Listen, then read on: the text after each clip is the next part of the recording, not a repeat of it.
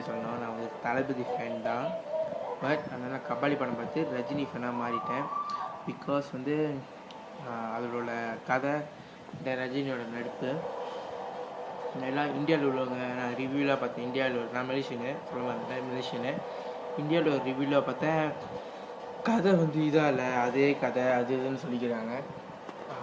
அப்புறம் ரஜினி சார் வந்து இந்தமாரி படத்தை ஏன் எடுத்தார், ரஞ்சித்யா இந்தமாரி படத்தில் கதை இல்லைன்னா. ஆனால் அந்த கதை வந்து உண்மையாக இப்போ வரைக்கும் மலேசியாவில் நடந்துக்கிட்டு தான் இருக்குது.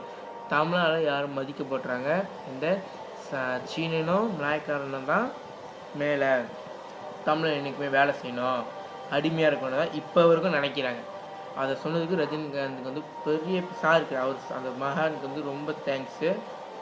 தென் அப்புறம் வந்து படம் வந்து இந்தியாவில் இப்படி இருக்கு, அந்த சீனை வந்து கேங்ஸ்டராக அந்த ரிவ்யூ பை புருஷன் அவர் சொல்லியிருக்காரு, ஊதுபத்தி கொண்டு வச்சிருக்காரு, அதெல்லாம் ஒரு வில்லனுக்கு அழகா.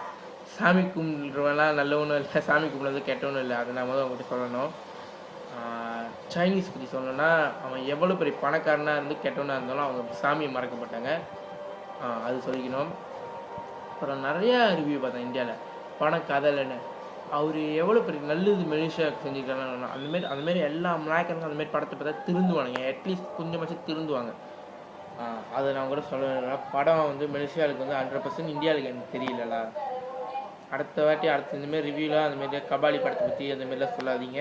நன்றி, வணக்கம்.